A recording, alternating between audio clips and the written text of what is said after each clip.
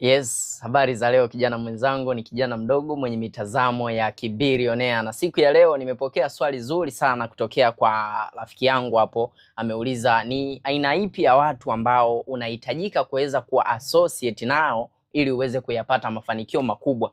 Na siku ya leo mimi nitakwenda kulijibu swali lake moja kwa moja. Ni kwamba kwa upande wa kijana mwenzangu ambaye unayapambania pia na wewe maisha yako, ipo aina ya watu sahihi ambayo lazima ndio uweze kuassociate nao ili uweze kuyapata mafanikio. Kama utakuwa umeweza kuhusiana au kwa karibu na tofauti na network ya aina hiyo, wewe basi itakuwa ni tabu sana na kuyapata mafanikio katika maisha yako. Kwanza, mtu ambaye unahitajika kuweza kuassociate naye, hakikisha awe ni mtu ambaye atakukumbusha zaidi kuhusiana na ndoto zako, lakini hakikisha ni mtu ambaye atakusaidia kubadilisha fikra zako kutokea kwenye umaskini kuanza kuwa na fikra za kuyaelekea mafanikio au kupata fikra za juu zaidi. Sasa ukiona aina ya watu ambao upo nao ni aina ya watu ambao wanakupatia vitu ambavyo vinakupa fikra za ajabu, lazima uweze kuachana nao. Kwa hivyo hakikisha kabisa mtu ambaye unakuwa naye karibu ni aina ya mtu ambaye atakukumbusha ndoto zako, malengo yako, lakini anahitaji kufahamu ni nini ambacho unahitaji kukipata katika maisha yako,